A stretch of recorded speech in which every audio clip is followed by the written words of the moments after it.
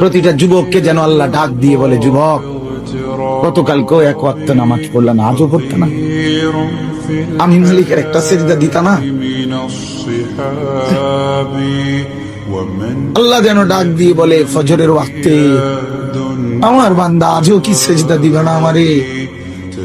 আজও এভাবেই যাবে? আজকের সারাদিনও নারী দেখতে দেখতে, উলঙ্গ ছবি দেখতে দেখতে কাটাবে, সেজদা দিবা না? আমি কি তোমাকে বানাই নাই? আমি কি তোমাকে চোখ দেই নাই? আমি কি তোমাকে কান দেই নাই? আমি কি তোমাকে জবান দেই নাই? আমি কি তোমাকে দুইটা ঠোঁট দেই নাই? ইয়া আইয়ুহাল ইনসানু মা গাররাকা বিরাব্বিকাল কারীম।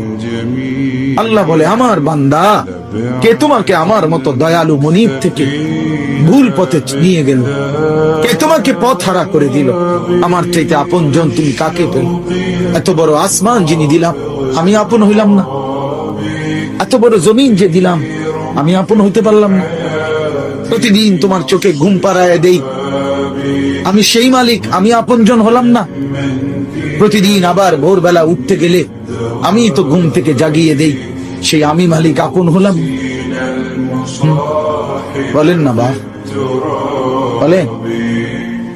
আমার বাপ বলেন, একজন যুবক, ভাইয়া তুমি ভাবো, তুমি ডানে বামে তাকাইও না, দয়া করে অনুরোধ, আরেকজনের দিকে তাকে, তুমি ভাবো, তুমি ভাবো, একা ভাবো, একা, একজন ভাবো, একজন।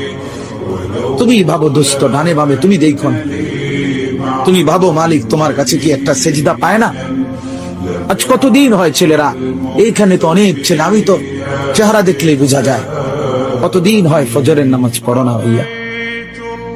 বলো তো, বলো না বাপ।